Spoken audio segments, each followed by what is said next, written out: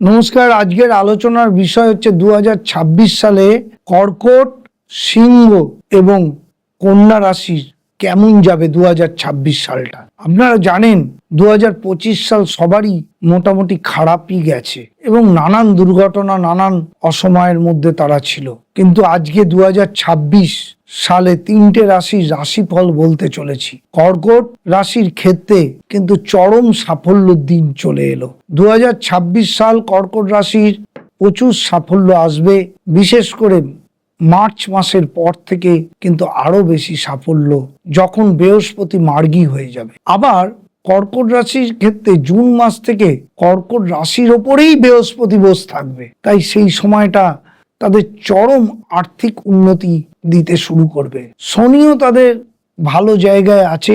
যে সকল ব্যক্তি শনি ডাউন আছে বা শনি নেগেটিভ আছে তাদের কিন্তু সমস্যা দেবে।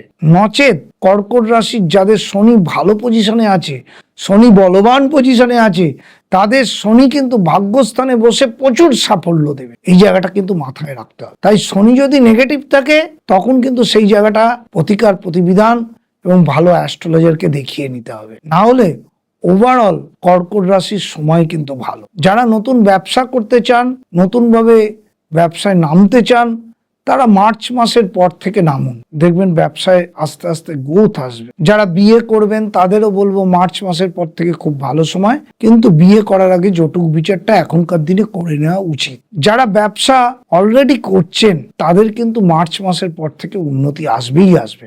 যারা লেখাপড়া হায়ার স্টাডি করছেন তাদের কিন্তু খুব ভালো সময়, বিদেশ ভ্রমণ করতে পারেন, বিদেশে গিয়ে লেখাপড়া করতে পারেন। ওভারঅল কর্কট রাশি কিন্তু সময়টা ভালো।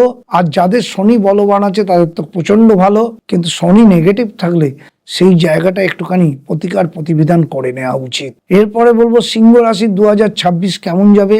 সিংহ রাশির ক্ষেত্রে কিন্তু সমস্যা আছে, কারণ শনি অষ্টমে মার্গী হয়ে চরম বলবান হয়ে গেছে 28শে নভেম্বরের পর। সে এখন অনেক দিন মার্গী থাকবে।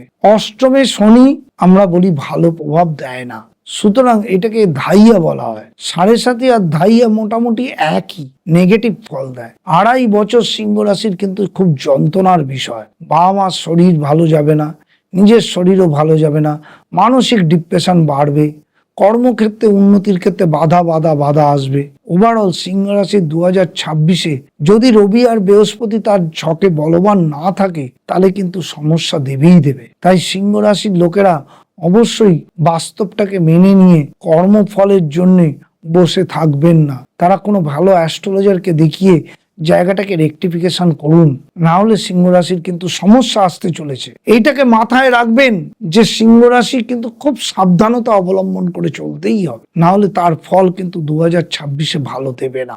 এরপরে আসবো কন্যা রাশি। কন্যা রাশির ক্ষেত্রে কিন্তু সপ্তম স্থান পুরোপুরি দৃষ্টি দিচ্ছে শনি, অনেক দিন ধরে থাকবে এই জায়গাটা। কন্যা রাশির যাদের শনি বলবান আছে না তাদের ফার্স্ট ক্লাস টাইম, কারণ রাজ্যকারক গ্রহ সরাসরি দৃষ্টি দেবে, তার প্রভাবে তারা প্রচুর উন্নতি করবে। কিন্তু শনি যদি নেগেটিভ থাকে তার ফলও কিন্তু মারাত্মক বাজে।